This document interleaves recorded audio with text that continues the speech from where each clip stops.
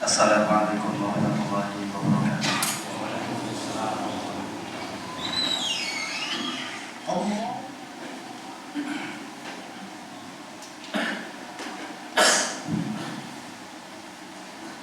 Innal hamdalillah nahmaduhu wa nasta'inuhu wa nastaghfiruh wa na'udzu billahi min shururi anfusina wa min sayyiati a'malina. Man yahdihillahu fala mudilla lahu wa man yudlil fala hadiya lahu. Asyhadu an la ilaha illallah wahdahu la syarika lahu wa asyhadu anna Muhammadan 'abduhu wa rasuluh. Allahumma salli wa sallim ala nabiyyina Muhammad wa ala alihi wa ashabihi wa man tabi'ahum bi ihsanin ila yaumiddin. Ya ayyuhalladzina amanu taqullaha haqqa tuqatih wa la tamutunna illa wa antum muslimun.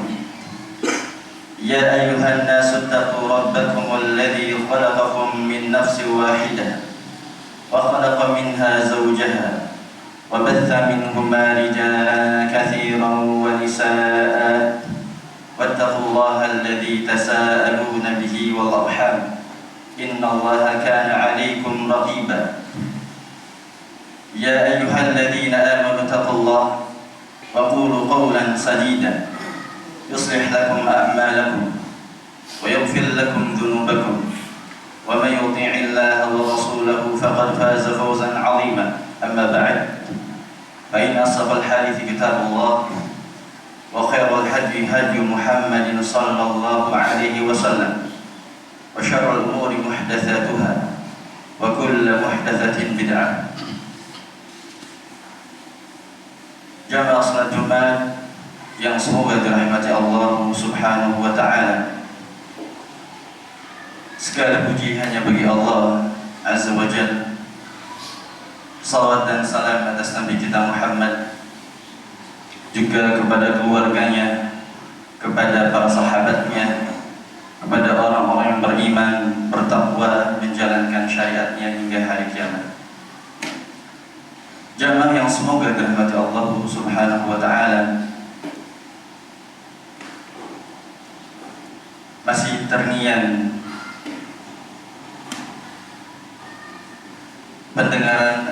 dalam pendengaran kita akan musibah yang menimpa saudara-saudara kita seperti di Cianjur, Garut, atau lain sebagainya.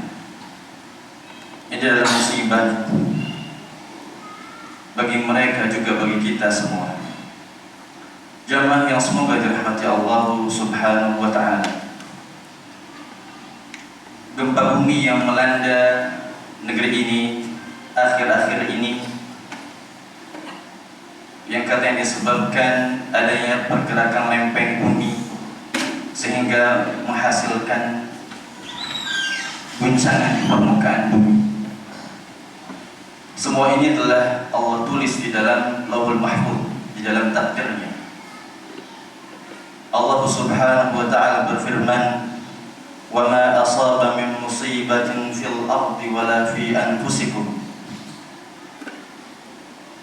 Apa saja musibah yang ada di atas permukaan bumi, wala fi anfusikum, dan yang menimpa dirimu, illa fi kitabin min qabli an nabra'aha inna dzalika 'ala Allah yasir, melainkan semua itu telah tertulis di dalam kitab atau Lauhul Mahfuz sebelum kami menciptakannya.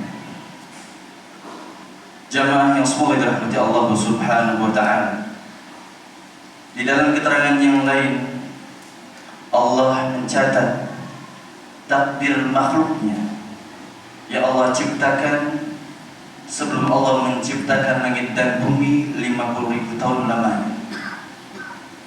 Hal ini berdasarkan hadis yang diriwayatkan oleh Imam Muslim dari sahabat Abu Hurairah radhiyallahu anhu. Rasulullah sallallahu alaihi wasallam bersabda,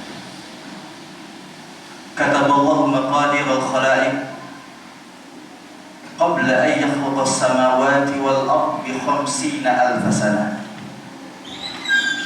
Allah Subhanahu wa taala mencatat takdir masing-masing makhluknya yang diciptakan 50.000 tahun sebelum Allah menciptakan langit dan bumi.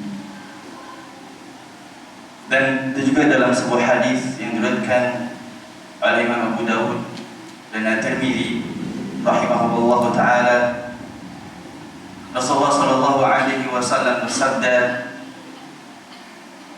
Inna awwala ma khalaqa Allah al-qalam. Sesungguhnya yang pertama kali Allah ciptakan adalah al-qalam. Faqala lah, lantas Allah berkata kepada pena atau qalam, uktub, wahai pena tulis. Qala Rabbi wa madza aktub. Pena bertanya kepada Allah, apa yang aku hendak tulis? Qala uktub maqadir kulli syai' hatta taqum as-sa'ah. Kata Allah, tulislah segala takdir makhlukku yang ada di atas bumi, dan uktub maqadir kulli syai', semua yang Allah ciptakan atau makhluk yang diciptakan, uktub maqadir kulli syai' hatta taqum as-sa'ah, hingga hari kiamat menjelang. Jamaah yang semoga dirahmati Allah Subhanahu wa taala. Jadi kita harus yakini bahwa Allah Subhanahu wa taala telah menetapkan takdir masing-masing dari kita semua hingga hari kiamat. Dan termasuk gempa kemarin, ini merupakan salah satu bagian takdir yang Allah tetapkan bagi makhluknya. Jamaah yang semoga dirahmati Allah Subhanahu wa taala, gempa bumi atau musibah yang lainnya dalam pandangan Islam bukan sekedar fenomena alam atau kejadian alam,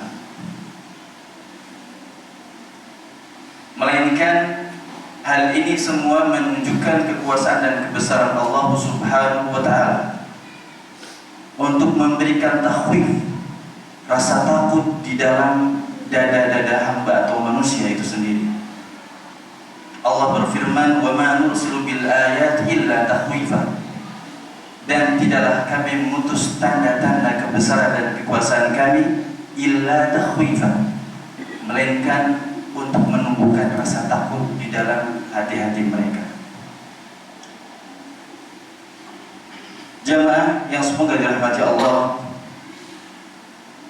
dari ayat itu juga kita bisa pahami bahwa musibah yang terjadi itu dikaitkan dengan amal perbuatan manusia. Makanya Allah memberikan takhwif, rasa takut, agar manusia kembali kepada Allah Subhanahu wa taala, menjalankan ibadah dan ketaatan kepadanya, agar manusia melindungi dirinya dari neraka, menjauhi perkara-perkara yang dilarang agama.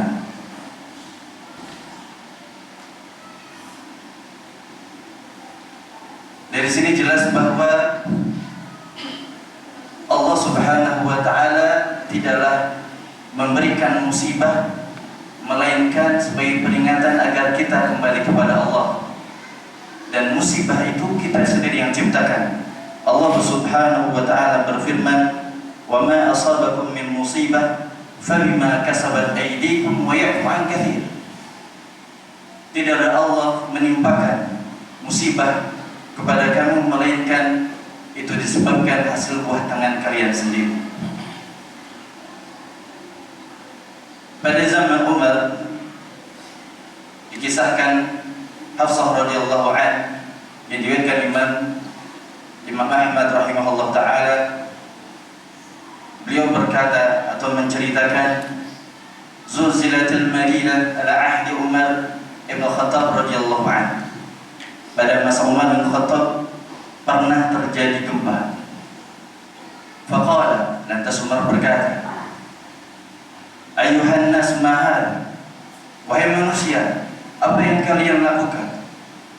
Ma asra ma ahdathtu, sungguh cepat teguran Allah atas perbuatan yang kalian lakukan. Lain adat la tajiduni fiha. Kalau kalian ulang kembali kesalahan kalian, maksiat kalian, dosa kalian, kalian tidak akan mendapatiku di Madinah. Jamaah yang semoga dirahmati Allah Subhanahu wa taala, Umar bin Khattab radhiyallahu an memahami bahwa gempa tersebut disebabkan maksiat manusia yang ada di dalamnya. Karena yang belum mengatakan lain ada. Kalau terjadi lagi gempa, la tajiduni fiha, kalian tidak akan mendapatiku di Madinah. Kemudian juga kisah-kisah orang-orang terdahulu yang Allah hancurkan, yang Allah binasakan. Ini menunjukkan bahwa musibah itu kaitannya erat dengan dosa. Dalam surah Al-Ankabut Allah Subhanahu wa taala berfirman, "Fakullan akhadna bi dzambihi." Masing-masing dari mereka kami siksa mereka, kami hukum mereka disebabkan dosa-dosa mereka. Faminhum man arsalna 'alaihim hasiba. Ada di antara mereka yang kami timpakan hujan batu kerikil, yakni kaum 'Ad. Wa minhum man akhadatu sayha, dan di antara mereka ada yang kami timpahkan suara yang menggelegar sehingga mereka binasa, itu kaum Tsamud. Wa minhum man khasafna bihi al-ard, dan di antara mereka ada yang kami tenggelamkan karena dosanya, yaitu Qarun. Wa minhum man aghraqna, dan di antara mereka ada yang kami tenggelamkan, yaitu Fir'aun. Jamaah yang semoga dirahmati Allah Subhanahu wa taala, di akhir ayat Allah mengatakan, "Wa ma kana Allahu liyadhlimahum, walakin kanu anfusahum yadhlimun." Allah tidak menzalimi mereka, melainkan mereka sendiri menzalimi diri mereka sendiri. Jamaah yang semoga dirahmati Allah Subhanahu wa taala, di antara keterangan yang lainnya yang menunjukkan bahwa dosa itu terkait dengan musibah adalah sebuah hadis yang diriwayatkan oleh Imam Ahmad rahimahullah taala. Rasulullah sallallahu alaihi wasallam bersabda, "Idza dhaharatil ma'asi fi ummati ammahumullahu bi'adzabin min 'indi." Apabila maksiat telah begitu jelas dikerjakan terang-terangan, orang tidak lagi memiliki rasa malu ketika berbuat maksiat. Ammahumullahu bi'adzabin min 'indi, Allah akan meratakan azab bagi mereka. Allah tidak lagi peduli dengan orang tua, orang-orang yang lemah seperti orang tua, anak-anak, bayi, perempuan dan lain sebagainya ketika Allah sudah berkah kepada mereka. Sahabat Ummu Salamah yang menceritakan hadis ini, "Ya Rasulullah, ama fihi unasun salihun?" Bukankah di antara mereka atau di tengah-tengah mereka ada orang-orang yang saleh? Qala la, dikatakan iya.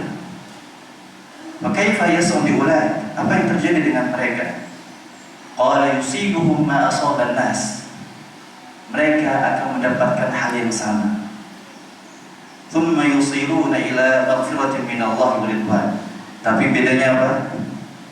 Mereka akan mendapatkan ampunan dan ridhonya Allah Subhanahu wa taala. Jamaah yang semoga dirahmati Allah Subhanahu wa taala, jelas dari sini bahwa musibah itu kita sendiri yang menciptakannya. Karena Allah tahu kadar keimanan kita. Allah ingin kita kembali kepadanya untuk memperbaharui iman dan takwa kita, agar kita menjadi hamba-hamba yang bertakwa. Di antara dosa yang membuat Allah murka, kita bagi atau golongkan menjadi dua. Ada dosa yang sudah ma'ruf atau maklum, diketahui oleh khalayak ramai masyarakat, seperti membunuh, mencuri, berzina, korupsi dan lain sebagainya. Masyarakat tahu perbuatan-perbuatan tersebut adalah dosa. Yang kedua, ada dosa orang-orang yang berilmu yang mengetahuinya dari praktek-praktek kesyirikan atau perbuatan-perbuatan bid'ah baru yang diadakan di dalam agama.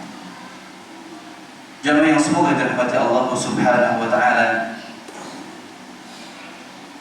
sedikit kita akan mengambil faedah dari dosa yang lebih diketahui oleh para ulama kita.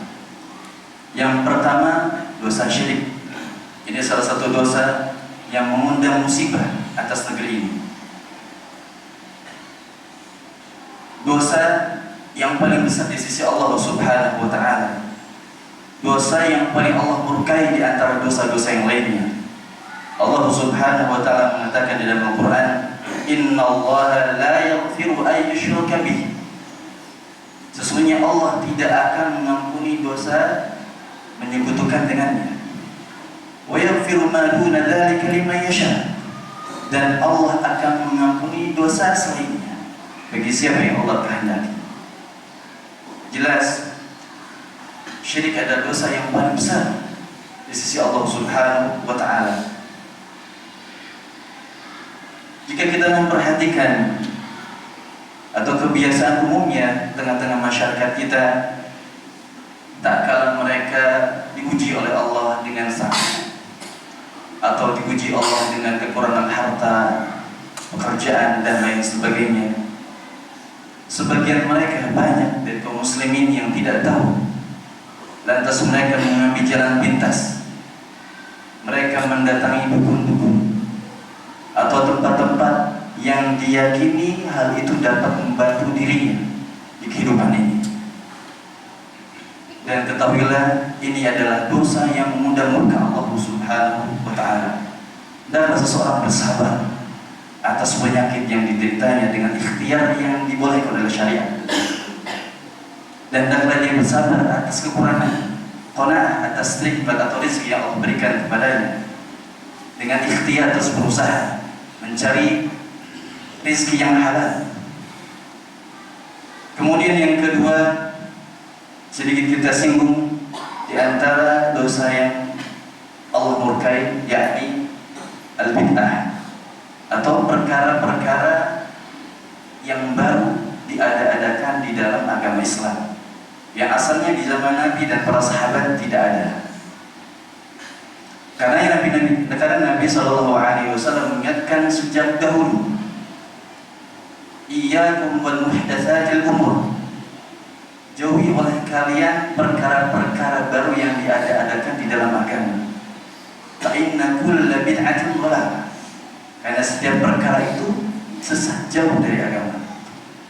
Jamaah yang dirahmati Allah Subhanahu wa taala, imam-imam kita juga seperti Imam Malik disebutkan di dalam salah satu kitab, beliau mengatakan, man ibtada'a bid'atan yarahu hasan fil Islam yarahu hasan.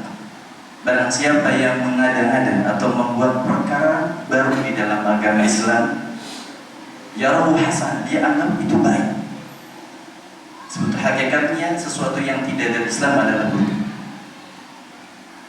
Qala za'ama anna Muhammadan sallallahu alaihi wasallam khana risalah.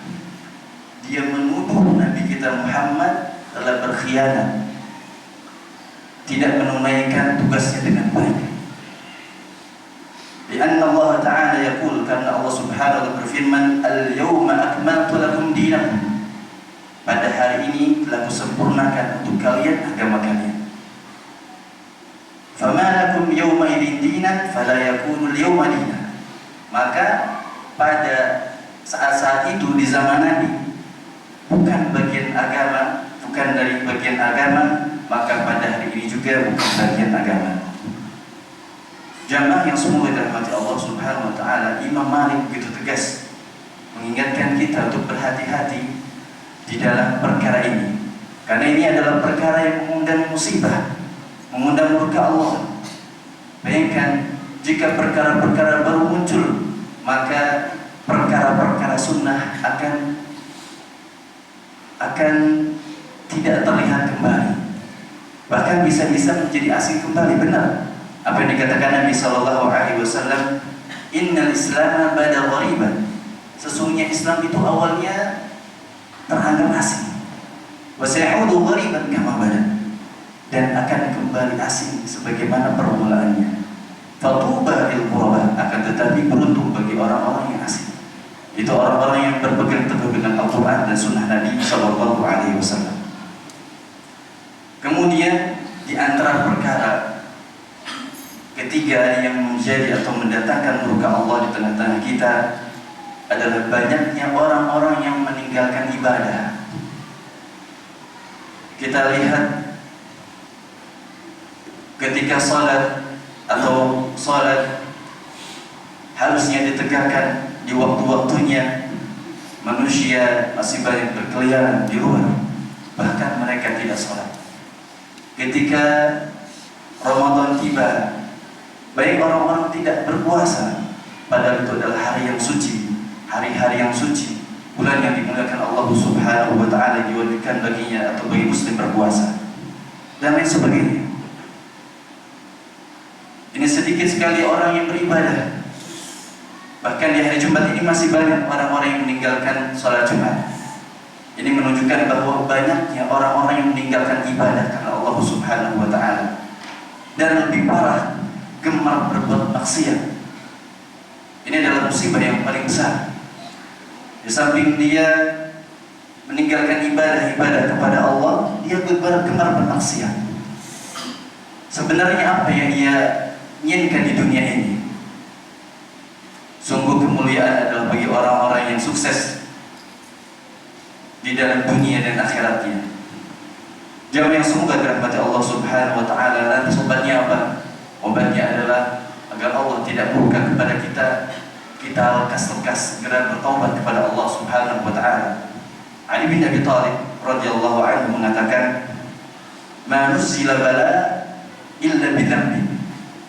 Bala musibah itu tidaklah turun melainkan karena sebab dosa. Wala rufi'a bala illa bitaubah. Dan tidak mungkin musibah itu diangkat kecuali mereka manusia bertaubat kepada Allah Subhanahu wa Ta'ala. Barakallahu li wa lakum wa li sa'iril muslimin wal muslimat wastaghfirullah innahu huwal ghafurur rahim.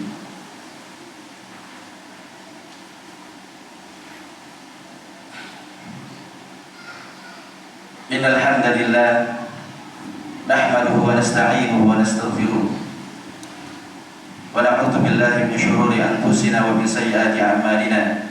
May yahdihillahu fala mudilla lahu wa may yudlil fala hadiya lahu. Asyhadu an la ilaha illallah wahdahu la syarika lahu wa asyhadu anna Muhammadan 'abduhu wa rasuluh. Jamaah salat Jumat yang semoga dirahmati Allah Subhanahu wa Ta'ala. Tidak ada yang menginginkan musibah itu terjadi, tapi itu adalah suratan takdir yang Allah telah gariskan 50.000 tahun sebelum Allah menciptakan langit dan bumi. Lantas bagi kita, orang-orang yang ditimpa musibah, yang wajib adalah bersabar atas musibah, atas ujian yang Allah berikan kepada kita. Innama yuwaffas sabiruna ajrahum bighairi hisab. Pahalanya tanpa batas. Kemudian jangan lupa mengamalkan salah satu sunnah Nabi, mengangkat tangan kita kepada Allah berdoa, inna lillahi wa inna ilaihi raji'un. Sesungguhnya kita milik Allah dan akan kembali kepada Allah. Allahumma ajurni fi musibati wa akhlif li khairan minha. Ya Allah, berilah balasan atas musibah yang menimpa dan berilah ganti yang lebih baik darinya. Kemudian adab yang terakhir adalah hendaklah kita memperbaiki istighfar. Karena musibah datang, kita yang mengundangnya. Maka perbanyaklah istighfar kepada Allah Subhanahu wa Ta'ala. Ketahuilah istighfar adalah ampunan dan rahmat Allah bagi orang-orang yang Allah kehendaki. Ali bin Abi Thalib radhiyallahu anhu mengatakan, "Ma alhamallahu 'abdan al-istighfar wa huwa yuridu an yu'adzibah." Allah tidak akan mengilhamkan kepada hamba untuk mengucapkan istighfar sementara di waktu yang bersamaan Allah hendak mengadabnya. Jadi istighfar adalah taufik dari Allah Subhanahu wa taala, maka perbanyak istighfar kepada Allah. Kemudian istighfar adalah rahmat. Sebagaimana yang cerita atau kisah yang ma'ruf ketika ada beberapa orang bertanya kepada Hasan Al-Basri rahimahullah ta'ala tentang kesulitan hidupnya, mengeluh akan panasnya dunia, mengeluh akan takdirnya serba kekurangan dan miskin, mengeluh karena belum dikarunia anak, kebun-kebunnya kering, gak menghasilkan buah dan lain sebagainya. Apa jawab Hasan Al-Basri ketika dia mengadu kepadanya? Hasan Al-Basri mengatakan, istighfirillah, hendaklah engkau beristighfar kepada Allah Subhanahu wa ta'ala. Dan beliau mengatakan, ma qultu min indi syai'a, aku tidak mengatakan ini dariku. Inna Allah ta'ala yaqul, sesungguhnya Allah berfirman, faqultu astaghfiru rabbakum innahu kana ghaffara. Nuh berkata kepada kaumnya, beristighfarlah kalian kepada Rabb kalian, sesungguhnya Allah Maha Pengampun. Yursilis samaa'a 'alaikum midrara, Allah akan mengirimkan hujan yang deras. Wa yumdidkum bi amwalin wa banin, akan memperbanyak harta dan anak keturunan kalian. Wa yaj'al lakum jannat wa yaj'al lakum anhara, dan akan menjadikan sungai-sungai dan kebun-kebun. Jamaah yang semoga dirahmati Allah Subhanahu wa ta'ala, dari kisah itu kita bisa ambil bahwa istighfar adalah rahmat, sehingga Allah membukakan pintu-pintu kemudahan bagi kita. Inna Allaha wa malaikatahu yusalluna 'alan nabi ya ayyuhalladzina amanu sallu 'alaihi wa sallimu taslima. Allahumma salli 'ala Muhammad wa 'ala ali Muhammad kama shallaita 'ala Ibrahim wa 'ala ali Ibrahim innaka Hamidum Majid. Wa barik 'ala Muhammad wa 'ala ali Muhammad kama barakta 'ala Ibrahim wa 'ala ali Ibrahim innaka Hamidum Majid. Allahumma ighfir lil muslimina wal muslimat wal mu'minina wal mu'minat al ahya'i minhum wal amwat. Allahumma inna nas'aluka al huda wat tuqa wal 'afafa wal ghina. Allahumma la tad'na dhanban illa ghafartah wa la hamman illa farajtah wa la daynan illa qadaytah wa la hajatan min hawaiji dunya wal akhirah illa qadaytaha ya arhamar rahimin. Allahumma ihfadh Indonesia min kulli su'in wa makruh. Allahumma ihfadh Indonesia min kulli su'in wa makruh. Rabbana zalamna anfusana wa in lam taghfir lana wa tarhamna lanakunanna minal khasirin. Rabbana atina fid dunya hasanah wa fil akhirati hasanah wa qina adzaban nar. Subhana rabbika rabbil izzati amma yasifun wa salamun alal mursalin walhamdulillahi rabbil alamin. Aqimus salat.